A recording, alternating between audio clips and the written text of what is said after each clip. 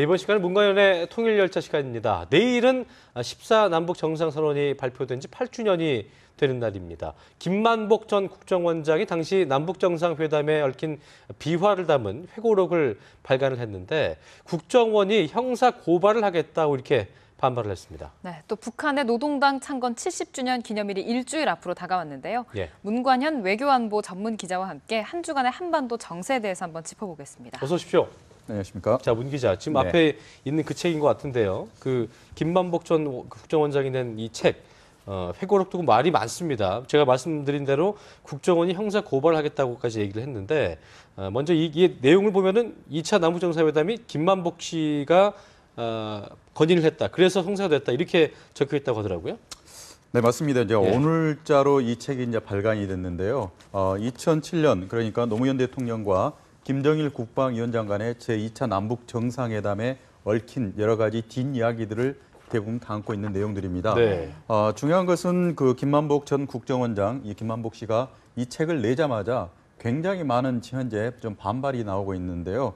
많은 부분들에 있어서는 특히 그 정상회담 같은 경우에는 대부분 1차 정상회담 그러니까 김대중 대통령 그리고 2차 정상회담 노무현 대통령의 치적으로 대표적인 치적으로 남는 사안들인데요. 예. 정작 김만복 전 국정원장의 주장은 본인이 스스로 기획하고 만들어냈다.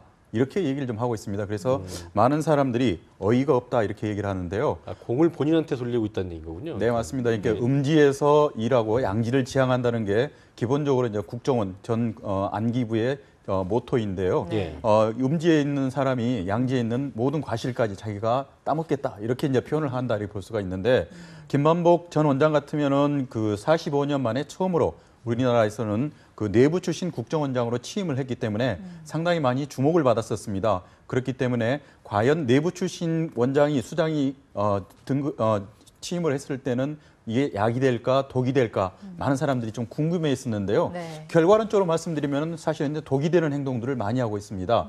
본인은 2006년 11월 당시에 노무현 대통령으로부터 국정원장 임명장을 받을 때 그 자리에서 본인이 남북 정상회담을 본인이 추진하겠다 이렇게 얘기를 했다는 것이 김만복 씨의 현재 주장인데요. 네. 2006년 11월 같으면은 당시에 바로 한 달 전에 북한에서 처음으로 제1차 핵실험을 했던 시기입니다. 그렇기 때문에 노무현 대통령이 북한에 핵 문제가 터진 상황에서 정상회담을 한다는 건 좀 어렵지 않겠냐. 그러니까 김만복 씨의 당시의 주장은 뭐냐면은 제가 김정일 국방위원장을 잘 아는데 절대 빈손으로는 돌려보내지 않습니다. 그러니까 평양을 가시면은 네. 반드시 성과를 가지고 올 수 있으니까 정상회담은 해야 한다. 이렇게 또 주장을 했고요. 네. 당시에 그 정상회담 과정에서 당시 이제 김장수 국방부 장관이 김정일 국방위원장과 악수를 하는 장면이 굉장히 유명했습니다. 네. 고개를 숙이지 않고 김정일 국방위원장과 악수를 했었기 때문에 네. 꽃꽃 장수다 이렇게 대부분 사람들이 인구의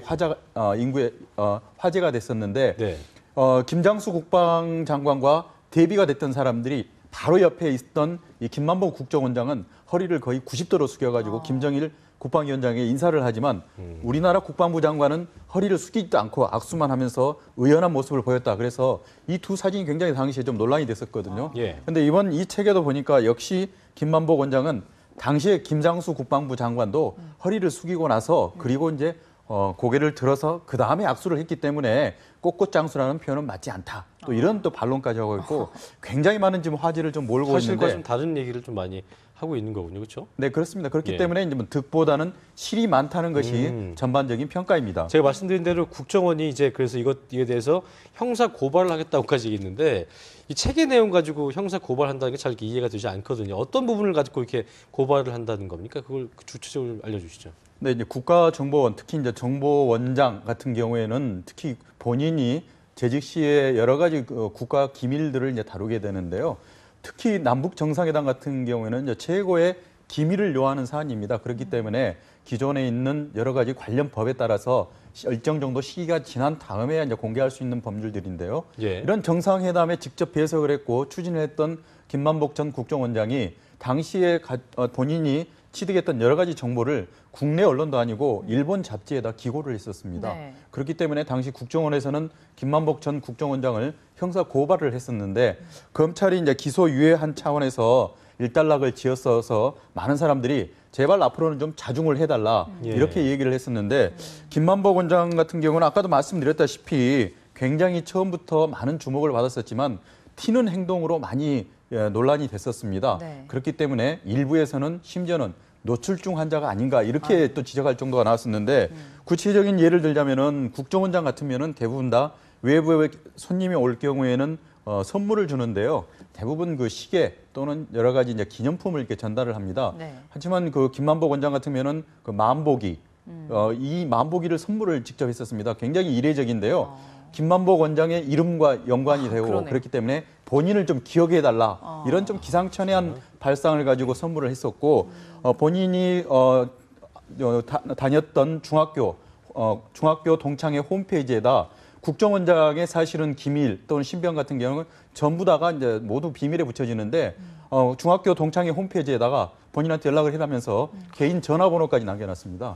이렇기 때문에 이 사람이 과연 정보기관의 수장으로서 적절한 행동을 하는가 이런 논란이 많았었는데 1차적으로는 먼저 일본 잡지에 기고를 했던 내용 때문에 국정원으로부터 고발을 당했었고요. 네. 2차적으로는 오늘 날짜로 출간한 이 노무현의 한반도 평화구상이라는 이 책 내용 때문에 네. 또다시 국정원이 형사 고발을 하겠다 이렇게 얘기를 하고 있는데 국정원이 지금 내세우는 근거는 국정원 직원법 제17조가 있습니다. 국정원 직원들은 본인이 재직 시에 직무상 취득하게 된 여러 가지 비밀들을 본인이 이제 퇴직한 이후에도 절대 발설을 해서는 안 된다. 네. 이런 실정법이 있기 때문에 이 실정법을 김만복 전 원장 같으면은 정면으로 현재 위반한 상태란 것이 국정원의 입장이고 형사 고발을 할 경우에는 벌금 1,000만 원 또는 10년 이하의 징역에 처할 수 있는 충분히 그럴 가능성이 있다는 차원에서 현재 법적 소송을 현재 진행 중입니다. 입이 근지러워서 어떻게 저 자리에 계셨을까요? 그러게요. 궁금하네요. 굉장히 들어보니까 튀는 행동을 많이 하셨던 분 같은데 고발도 한두 번 당하신 분이 아니고 예. 또 하루 만에 말을 바꾼 부분이 있습니다. 네. 남북 정상 간의 한 라인이 가동돼서 시시로 통화를 했다라고 얘기를 했다가 아니다라고 다시 말을 바꿨네요. 네, 맞습니다. 그 남북 그 정상 간의 한라인 같으면은 2000년 6.15 정상회담 이후에 김대중 전 대통령과 김정일 국방위원장 간의 한라인을 설치를 했습니다. 예. 하지만 이 한라인을 설치를 했지만 실제로 한라인을 가동한 적이 없다는 것이 다 청와대 관계자 또는 국정원 출신들의 대부분 답변인데요. 예. 이번 그 김만복 씨 같은 경우에는 이번에 회고록을 통해서 노무현 대통령과 김정일 국방위원장 간의 한 라인이 당시에 설치가 됐다. 그러니까 전화기 벨소리만 울리면은 노무현 대통령이 이 전화를 받을 경우에 저쪽에서는 김정일 국방위원장이 통화를 했다, 수시로. 그렇기 때문에 굉장히 논란이 많을 수가 있습니다. 남북 간에 정상이 만나는 것도 그동안에 우리 해방 이후에 단 2차례밖에 없었는데 만약에 정상들이 매일 전화를 옆에 설치를 해놓고 수화기를 들고 통화를 할 수 있다는 것은 굉장히 큰 이슈가 되기 때문에 예. 많은 사람들이 관심을 가졌는데 사실 이 문제가 조가하는 신문을 통해서 보도가 됐을 때 굉장히 많은 사람들이 궁금해했었고 어제 세종문화회관에서 14 공동선언 8주년 기념 국제학술 세미나가 있었습니다. 네. 이 자리에 사회를 봤던 게 마침 노무현 정부에서 NSC 그러니까 국가안전보장회의 사무처장을 지내고 통일부 장관을 지냈던 이종석 박사가 사회를 봤는데 네. 본인도 노무현 정부에서 청와대에서 3년 동안 근무를 했지만 한 번도 노무현 대통령이 한라인을 통해서 김정일 국방위원장과 통화를 한 거를 본 적이 없다. 과연 근데 어떻게 어떤 근거로 그런 그 보도가 나올 수 있었느냐 이렇게 얘기를 했더니 그 자리에서 많은 언론들이 지켜보는 가운데 김만복 씨의 답변은 한라인이라는 것은 국가정보원에 설치가 돼 있는데 그것을 그 언론에는 내가 설명할 수 없어서 약간의 좀 오해가 있었다. 좀 미안하게 됐다. 이렇게 해서 하루 만에 말을 바꿨습니다. 네. 그렇기 때문에 굉장히 지탄을 받았고요. 박지원 전 그 원내대표 같은 경우에는 김만복 씨가 계속 이렇게 발언을 할 때 앞으로 계속 국정원장 출신다운 처신을 부탁한다 이렇게 굉장히 어떤 그 정제된 충고를 했었거든요. 네. 만약에 이런 식으로 계속 나갈 경우에는 본인이 김만복 씨에 대한 것을 어떻게 보면 공개를 하겠다 이렇게 경고성 메시지까지 보내는 상황까지 오게 된 것은 과연 국정원장이라는 한 국가의 정보수장이 갖는 위상 그리고 본인이 하는 발언들이 얼마나 중요한지를 본인 스스로가 잘 알 텐데 이러한 제재가 여당, 야당 그리고 전문가들 그리고 본인과 함께 일을 했던 전 통일부 장관으로부터 이렇게 지적이 들어온다는 것은 어떻게 보면 우리나라로서는 굉장히 불행한 한 단면이 아닌가 그러니까요. 이렇게 생각합니다. 참 우습게 보일 수 있는 부분이기도 하겠고요. 자리의 격에 맞지 않는 어떤 그 가벼움이 어떤 논란의 소지가 된 것은 분명해 보이고요. 네. 자, 저희가 좀 다른 얘기를 좀 해보겠습니다. 그 유엔 총회에서 이수용 북한 외무상이 장거리 로켓 발사 의지를 보였습니다. 어떤 얘기했는지 한번 먼저 얘기를 좀 들어보시죠.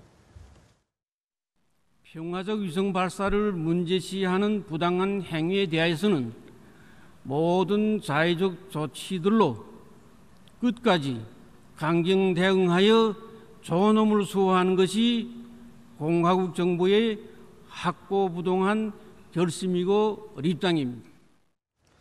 자, 지금 이 외무상의 말을 들어보면은 위성 발사도 핵실험도 모두 자주적 권리이고 이를 문제 삼을 경우에 강경 대응하겠다 이렇게 얘기를 했는데 일단 10월 10일 며칠 안 남았잖아요. 그렇다면 일단 뭐 언론에서 나오고 있는 그 예상으로는 아직까지 준비의 그 모습도 보이지 않기 때문에 일단 그러니까 도발에 대한 움직임은 보이지 않는다는 것이 일단 그 예상인데 이 말은 이 외무상의 이 말은 그 전에도 발사를 할 수 있다는 뭐 그걸로 예상을 해볼 수 있을까요? 그렇게 예상할 수 있을까요? 어떻게 봐야 될까요? 네, 지금 현재 그 북한에서는 그동안에 이제 5차례 장거리 로켓을 발사를 예. 했었습니다. 이 장거리 로켓은 결국은 탄두에 무엇을 실느냐에 따라서 이것이 인공위성일 수도 있고요. 또는 이제 미사일일 수도 있기 때문에 두 가지 용도가 가능하기 때문에 북한에서는 그동안에 인공위성을 발사하기 위한 장거리 로켓을 현재 쏘아 올렸다 이렇게 주장을 하고 있거든요. 네.